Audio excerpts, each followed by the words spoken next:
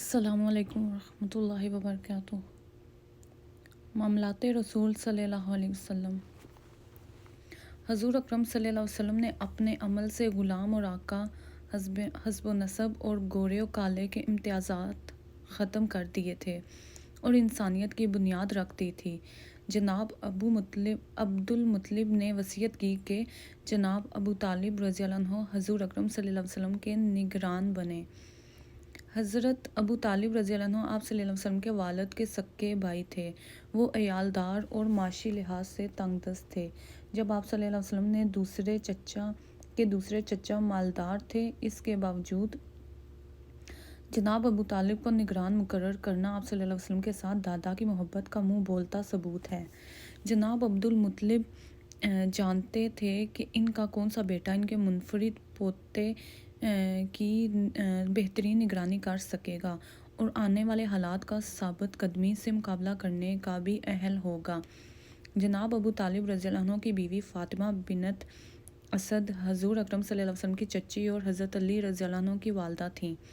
انہوں نے آپ صلی اللہ علیہ وسلم کی پرورش بڑی محبت اور شفقت سے کی۔ وہ مکہ میں ایمان لائیں، مدینہ کی طرف ہجرت کی اور وہیں وفات پائیں۔ آپ صلی اللہ علیہ وسلم بھی اپنی چچی کی بڑی عزت کرتے تھے۔ آپ صلی اللہ علیہ وسلم اکثر ان سے ملاقات کرتے۔ جناب ابو طالب رضی اللہ عنہ آپ صلی اللہ علیہ وسلم کی بہترین توجہ سے دیکھ بھال کرتے رہے اور آپ صلی اللہ علیہ وسلم کے بغیر دسترخوان نہیں بچھاتے تھے۔ جب آپ صلی اللہ علیہ وسلم کھانے میں تشریف ہوتے تو سب خوب سیر ہو کر کھاتے۔ جناب ابو طالب رضی اللہ عنہ آپ صلی اللہ علیہ وسلم کے مبارک ہونے کا اکثر اعتراف کرتے۔ انہوں نے ایک یتیم کی محبت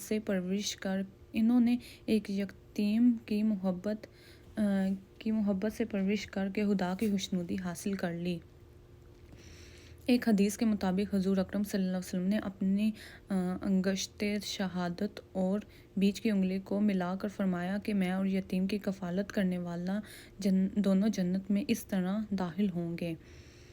حضرت ابو ہریرہ رضی اللہ عنہ سے روایت ہے کہ حضور اکرم صلی اللہ علیہ وسلم نے فرمایا، مسلمانوں میں سب سے بہتر وہ گھر ہے جس میں کوئی یتیم ہو اور اس کے ساتھ عمدہ سلوک کیا جاتا ہو، اور بدترین مسلمان وہ ہے جہاں کوئی یتیم ہو اور اس کے ساتھ برا برتاؤ کیا جاتا ہو۔ قرآن پاک میں رب نے ارشاد فرمایا، ماں باپ، قرابت والوں، یتیموں اور رشتہ دار، ہمسایوں اور اجنبی ہمسایوں اور قریبی رفقا اور مسافروں اور جو لوگ تمہارے قبضے میں ہیں سب کے ساتھ احسان کرو۔ اللہ تمہیں ہدایت کرتا ہے کہ یتیموں کے ساتھ انصاف پر قائم رہو اور جو بھلائی تم کرو گے وہ اللہ کے علم سے چھپی نہ رہ جائے گی۔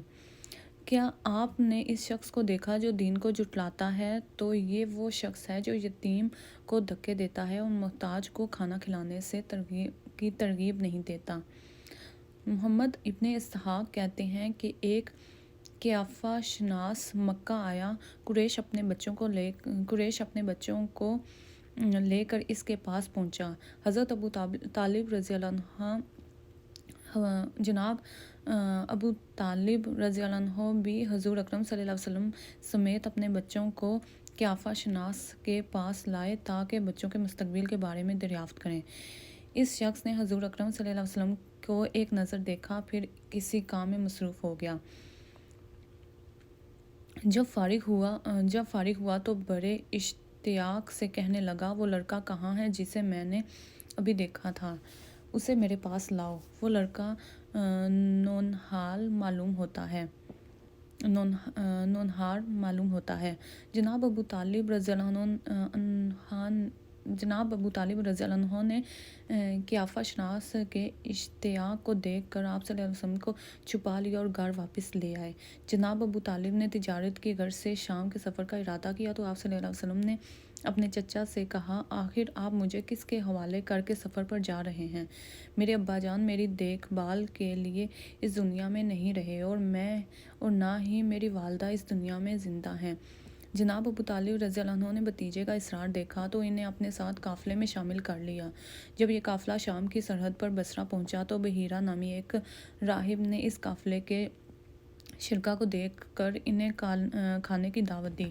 حالانکہ پہلے بھی قافلے قافلے یہاں ٹھہرتے تھے، مگر علم نصرانیت کے ماہر بحیرہ نے کبھی دعوت کا اہتمام نہ کیا تھا۔ بحیرہ نے دیکھا کہ اس قافلے میں ایک ایسا شخص بھی شامل ہے جس پر بادل سایہ کرتا ہے، اور جب آپ صلی اللہ علیہ وسلم جگہ کی قلت کی وجہ سے درخت سے ذرا ہٹ کر تشریف فرما ہوئے تو درخت کی ٹہنیاں جھک کر سایہ کرنے لگیں۔ ضیافت شروع ہوئی تو بحیرہ کو سید البشر صلی اللہ علیہ وسلم نظر نہ آئے۔ اس نے پوچھا، آپ کے قافلے کا ایک شخص موجود نہیں؟ قریش نے کہا کہ ایک نوعمر بچہ سامان کی نگرانی کے لیے چھوڑ آئے ہیں۔ بحیرہ کے اصرار پر آپ صلی اللہ علیہ وسلم بھی ضیافت میں تشریف ہو گئے۔ بحیرہ بڑے غور سے آپ صلی اللہ علیہ وسلم کو دیکھتا رہا۔ جب ضیافت ختم ہوئی تو بحیرہ نے آپ صلی اللہ علیہ وسلم سے لات و عزیٰ کا نام لے کر مخاطب ہوا۔ آپ صلی اللہ علیہ وسلم نے فرمایا، مجھے لات اور عزیٰ کا واسطہ نہ دو، کیونکہ میرا ان سے کوئی تعلق نہیں۔ جب بحیرہ نے حضور صلی اللہ علیہ وسلم کے بارے میں تمام معلومات حاصل کر لی تو اس نے پیشن گوئی کی کہ آپ صلی اللہ علیہ وسلم نبوت سے سرفراز ہوں گے۔ بحیرہ نے جناب ابو طالب رضی اللہ عنہ کو مشورہ دیا کہ وہ آپ صلی اللہ علیہ وسلم کو مکہ واپس لے جائیں تاکہ آپ صلی اللہ علیہ وسلم یہودیوں سے محفوظ رہیں۔ بحیرہ عرب کا معروف راہب تھا جس کی باتوں پر اعتبار کیا جاتا تھا، لہٰذا حضرت ابو طالب رضی اللہ عنہ آپ صلی اللہ علیہ وسلم کو مکہ واپس چھوڑ گئے۔ آپ صلی اللہ علیہ وسلم کی شخصیت جناب ابو طالب رضی اللہ عنہ کے گھرانے کے لیے بڑی بابرکت ثابت ہوئی۔ اگرچہ ان کی معاشی حالت کمزور تھی، اس کے باوجود گھر کا نظم و نسق عزت و آبرو کے ساتھ چلتا رہا۔ حضور اکرم صلی اللہ علیہ وسلم نے لڑکپن کا زمانہ بھی آبرومندی کے ساتھ گزارا اور اپنے چچا سے کبھی کوئی فرمائش نہ کی۔ آپ صلی اللہ علیہ وسلم بھیڑوں کا دودھ پی کر گزارا کرتے، زیادہ بھوک لگتی تو جڑی بوٹیاں کھا لیتے۔ آپ صلی اللہ علیہ وسلم جب رات سونے کے بعد صبح اٹھتے تو چہرے پر تازگی، رونق اور آبوتاب ہوتی اور آنکھیں صاف اور نکھری ہوتی۔ اللہ تعالیٰ نے آپ صلی اللہ علیہ وسلم کو رسالت و نبوت سے نوازا تھا، لہٰذا آپ صلی اللہ علیہ وسلم کی تربیت اور پرورش خاص انداز میں ہوئی۔ اللہ تعالیٰ نے ہر قدم پر اپنے حبیب صلی اللہ علیہ وسلم کی حفاظت اور رہنمائی فرمائی۔ آپ صلی اللہ علیہ وسلم اپنی قوم کی کسی مشرکانہ تقریب میں شامل نہ ہوئے۔ آپ صلی اللہ علیہ وسلم کا بچپن، لڑکپن اور جوانی نہایت پاک بازی اور راست بازی میں گزرے اور اپنے قبیلہ میں صادق اور امین کی حیثیت سے جانے اور پہچانے گئے۔ آپ صلی اللہ علیہ وسلم غیر مہذب اور آوارہ عادتوں سے بہت دور تھے، نہ تو کبھی میلے ٹھیلے میں شرکت کی اور نہ ہی لہو و لعب میں شامل ہوئے۔ اگر ایک دو مرتبہ ارادہ کیا تو اللہ تعالیٰ نے اس ارادے سے باز رکھا۔ سیرت نگار السہیلی نے البخاری سے روایت کی ہے کہ آپ صلی اللہ علیہ وسلم نے ایک شادی میں شرکت کا ارادہ کیا اور اپنی بکریاں ایک ساتھی کے حوالے کر کے شہر آئے۔ شادی کی تقریب ابھی شروع نہ ہوئی تھی کہ گرمی کی وجہ سے دیوار کے سائے میں بیٹھ گئے۔ تھوڑی ہی دیر میں آپ صلی اللہ علیہ وسلم پر غنودگی طاری ہو گئی۔ جب بیدار ہوئے تو شادی کا جلوس، گانا بجانا اور دوسری رسومات ختم ہو چکی تھیں۔ آپ صلی اللہ علیہ وسلم نے ایک بار پھر کسی شادی کی تقریب میں شرکت کرنا چاہی، مگر نیند غالب آ گئی اور آپ صلی اللہ علیہ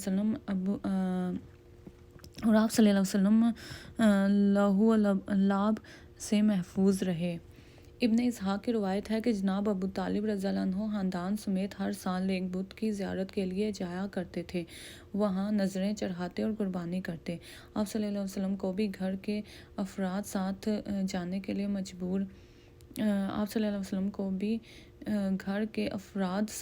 لیے مجبور کرتے، مگر آپ صلی اللہ علیہ وسلم انکار کر دیتے۔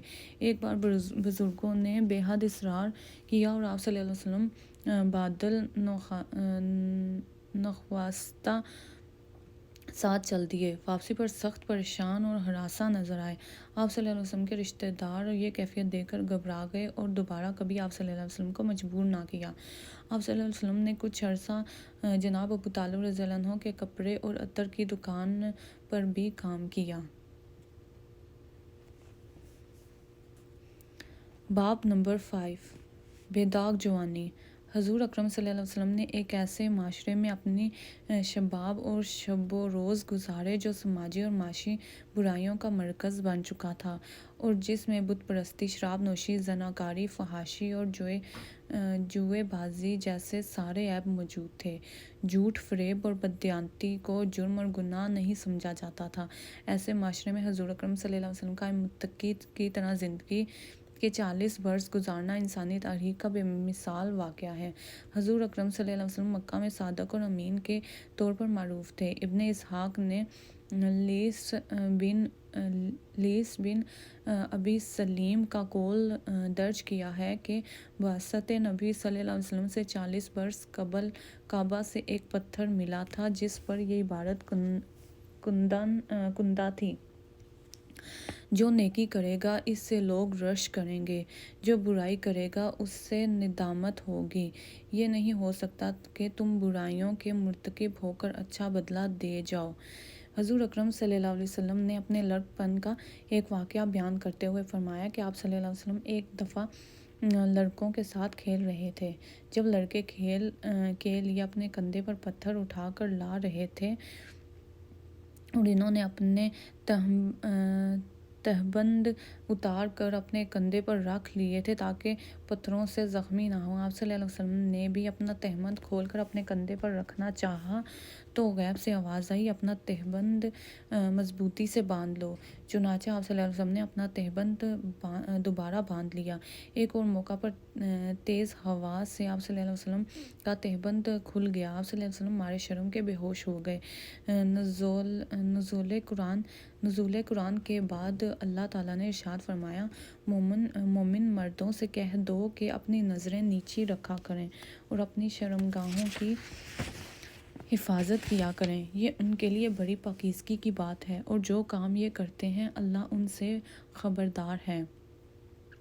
مکہ کے قریب بوانا کے مقام پر ایک بت خانہ تھا جس کے ارد گرد کھجوروں کے درخت تھے۔ یہاں پر تہوار بھی منایا جاتا تھا۔ قریش مکہ بھی اس میں شریک ہوتے، بت خانے میں اعتکاف کرتے، جانور ذبح کرتے اور قربانی دیتے۔ جناب ابو طالب رضی اللہ عنہ بھی اپنے اہل و عیال کے ساتھ تہوار میں شریک ہوتے۔ جب بھی تہوار کا موقع آتا، آپ صلی اللہ علیہ وسلم کوئی عذر بنا کر شرکت سے گریز کرتے۔ ایک بار جناب ابو طالب نے ناراضگی کا اظہار کیا اور آپ صلی اللہ علیہ وسلم کی پھوپھیاں آپ صلی اللہ علیہ وسلم کو زبردستی تہوار میں لے گئیں۔ میلے میں گھومنے پھرنے کے بعد جب سب لوگ کھانے کے لیے جمع ہوئے تو آپ صلی اللہ علیہ وسلم غائب تھے۔ پھوپھیاں پریشان تھیں۔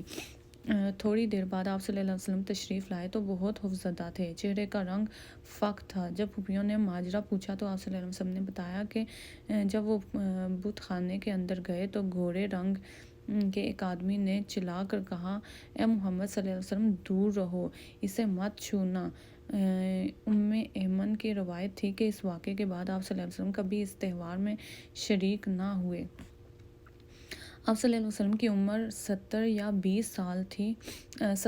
20 سال تھی جب حرب فجار چھڑی۔ یہ جنگ کسر، کیس اور کنانا کے قبیلوں کے درمیان حج کے مقدس زمانے میں ہوئی۔ قریش کے لشکر نے بھی اس جنگ میں حصہ لیا۔ حضور اکرم صلی اللہ علیہ وسلم بھی اپنے چچاؤں کے ہمراہ جنگ میں شریک ہوئے، البتہ آپ صلی اللہ علیہ وسلم نے عملی حصہ نہ لیا اور صرف تیر پکڑ کر اپنے چچاؤں کو دیتے رہے۔ ایک دن جناب ابو طالب اور ابو لہب کے درمیان کسی بات پر جھگڑا ہو گیا۔ ابو لہب نے جناب ابو طالب کو نیچے گرا لیا اور ان کے سینے پر بیٹھ کر بے تحاشا مارنا شروع کر دیا۔ حضور اکرم صلی اللہ علیہ وسلم نے اپنے سرپرست کو بچانے کے لیے آگے بڑھے اور ابو لہب کو اس زور سے دھکا دیا کہ وہ نیچے گر گیا۔ جناب ابو طالب کو موقع مل گیا اور انہوں نے ابو لہب پر قابو پا لیا اور اس کے منہ پر زوردار تھپڑ مارا۔ ابو لہب نے چلا کر کہا: اے محمد صلی اللہ علیہ وسلم، تم نے ابو طالب کی مدد کی، میں بھی چچا ہوں مگر میری مدد نہیں کی۔ اللہ کی قسم، میرے دل میں تمہارے لیے کبھی محبت نہیں ہوگی۔ ممتاز سیرت نگاروں نے تصدیق کی ہے کہ حضور اکرم صلی اللہ علیہ وسلم شعر پسند فرماتے تھے اور مشاعروں میں شریک ہو کر شعراء کا کلام سنتے۔ حضرت عائشہ رضی اللہ عنہا سے روایت ہے کہ حضور اکرم صلی اللہ علیہ وسلم امرا القیس کا کلام پسند فرماتے تھے۔ مکہ میں عرصہ دراز سے بارش نہ ہوئی تھی۔ لوگ جناب ابو طالب رضی اللہ عنہ کے پاس گئے اور بارش کے لیے دعا مانگنے کی درخواست کی۔ جناب ابو طالب حضور اکرم صلی اللہ علیہ وسلم کو ساتھ لے کر خانہ کعبہ کے قریب گئے۔ جب آپ صلی اللہ علیہ وسلم نے دعا کے لیے ہاتھ اٹھائے تو بارش برسنے لگی اور ساری وادیاں پانی سے سیراب ہو گئیں۔ شادی خانہ آبادی۔ حضور اکرم صلی اللہ علیہ وسلم خوبصورت نوجوان تھے۔ شانوں تک گرتے بال، سیاہ بال اور عرب رواج کے مطابق درمیان میں مانگ نکالتے، آنکھیں روشن اور چمکدار تبسم فرماتے تو دانتوں کی سفیدی نمایاں ہوتی تھی۔ گفتگو ٹھہر ٹھہر کر فرماتے، ہر لفظ ذہن میں اتر جاتا تھا، الفاظ شمار کیے جا سکتے تھے۔ خوبصیرت اس قدر کہ مکہ کے باسی آپ صلی اللہ علیہ وسلم کو نام کی بجائے الامین صلی اللہ علیہ وسلم کہہ کر پکارتے۔ حضرت خدیجہ رضی اللہ عنہا بن خویلد مکہ کی مالدار خاتون تھی۔ نیک سیرتی کی وجہ سے انہیں طاہرہ کا لقب دیا گیا۔ وہ بیوہ تھیں اور ان کے مرحوم شوہر سے 2 لڑکے تھے۔ مکہ کے رئیس ان سے شادی کے خواہش مند تھے، مگر انہیں آپ صلی اللہ علیہ وسلم کی خوبصورتی اور خوب سیرتی نے متاثر کیا۔ آپ صلی اللہ علیہ وسلم حضرت خدیجہ رضی اللہ عنہ کا مال تجارت لے کر دوسرے شہروں میں جاتے۔ ان کا غلام میسرہ حضرت خدیجہ رضی اللہ عنہ کا آپ صلی اللہ علیہ وسلم کی دیانت اور نیک سیرتی کے بارے میں واقعات سناتا۔ حضرت خدیجہ رضی اللہ عنہ نے پہلے اپنے غلام میسرہ اور بعد میں اپنی سہیلی نفیسہ کے ذریعے حضور اکرم صلی اللہ علیہ وسلم کو شادی کا پیغام بھیجا۔ یہ پیغام آپ صلی اللہ علیہ وسلم کے لیے حیران کن تھا کہ ایک مالدار اور معزز خاتون ایک یتیم اور مسکین سے شادی کرنے کے بارے میں سوچ سکتی ہے۔ آپ صلی اللہ علیہ وسلم نے حضرت خدیجہ سے ملاقات کی اور شادی کے بارے میں دریافت کیا۔ حضرت خدیجہ نے تصدیق کی کہ نفیسہ نے ان کی خواہش پر شادی کا پیغام دیا۔ اس وقت حضرت خدیجہ کی عمر 40 برس اور آپ صلی اللہ علیہ وسلم کی عمر 25 برس تھی۔ دونوں خاندانوں کی مرضی سے شادی کی تاریخ مقرر ہوئی۔ شادی کی تقریب میں جناب ابو طالب، ابو امیر حمزہ اور دوسرے عزیز و اقارب شریک ہوئے۔ حضرت خدیجہ کے والد وفات پا چکے تھے۔ ان کے چچا عمرو بن اسد نے نکاح پڑھایا۔ رسم نکاح کے بعد جناب ابو طالب رضی اللہ عنہ نے خطبہ نکاح پڑھا اور حضور اکرم صلی اللہ علیہ وسلم کی ستائش کرتے ہوئے کہا، آپ صلی اللہ علیہ وسلم کے کردار کا مقابلہ مکہ کا کوئی دوسرا نوجوان نہیں کر سکتا۔ اگرچہ آپ صلی اللہ علیہ وسلم مالدار نہیں، لیکن دولت تو آنے جانے والی چیز ہے۔ آپ صلی اللہ علیہ وسلم کے پاس پائیدار دولت ہے، یعنی ایمانت اور دیانت۔ اس موقع پر حضرت خدیجہ رضی اللہ عنہا نے رشتہ دار عیسائی عالم ورقہ بن نوفل نے اٹھ کر تاکید کی۔ اس وقت کی رسم کے مطابق 500 درہم حق مہر کے طور پر ادا کیے گئے۔ دوسرے روز آپ صلی اللہ علیہ وسلم نے ولیمہ کی دعوت کی، جس پر قریش کے افراد شریک ہوئے۔ نفاذ اسلام کے بعد شادی کے لیے مرد اور عورت دونوں کی رضامندی لازم قرار دی گئی۔ حضرت مغیرہ بن شعبہ رضی اللہ عنہ سے روایت ہے کہ انہوں نے ایک خاتون سے شادی کا ارادہ کیا تو رسول صلی اللہ علیہ وسلم نے پوچھا کہ کیا تم نے اس خاتون کو دیکھا ہے؟ میں نے عرض کیا کہ میں نے نہیں دیکھا، تو آپ صلی اللہ علیہ وسلم نے فرمایا، ایک نظر دیکھ لو، یہ اس مقصد کے لیے مفید ہوگا جب تم دونوں میں الفت و محبت اور خوشگواری رہے۔ حضرت ابو ہریرہ رضی اللہ عنہ سے روایت ہے کہ رسول اللہ صلی اللہ علیہ وسلم نے فرمایا کہ بیوہ عورت کا اس وقت تک نکاح نہ کیا جائے جب تک اس سے دریافت نہ کر لیا جائے، اور کنواری لڑکی کا نکاح بھی اس کی اجازت کے بغیر نہ کیا جائے۔ صحابہ نے عرض کیا کہ اس کی اجازت کا طریقہ کیا ہے۔ آپ صلی اللہ علیہ وسلم نے فرمایا دریافت کرنے پر لڑکی کا خاموش رہنا اس کی اجازت سمجھا جائے۔ ابو سلمہ رضی اللہ عنہ سے روایت ہے کہ میں نے حضرت عائشہ صدیقہ سے دریافت کیا کہ خود رسول اللہ صلی اللہ علیہ وسلم کا مہر کتنا تھا، تو آپ صلی اللہ علیہ وسلم نے بتایا کہ آپ صلی اللہ علیہ وسلم نے اپنی ازدواج مطہرات کے لیے 12.5 اوقیہ 500 درہم مقرر فرمایا۔ حضرت ابو ہریرہ سے روایت ہے کہ رسول اللہ صلی اللہ علیہ وسلم نے فرمایا کہ اس ولیمے کا کھانا برا کھانا ہوتا ہے جس میں صرف امیروں کو بلایا جائے، حاجت مندوں غریبوں کو چھوڑ دیا جائے، اور جس نے دعوت کو قبول نہ کیا اس نے اللہ اور رسول صلی اللہ علیہ وسلم کے حکم کے خلاف کیا۔ حضور اکرم صلی اللہ علیہ وسلم نے اپنی پہلی زوجہ حضرت خدیجہ رضی اللہ عنہ سے بہت محبت تھی۔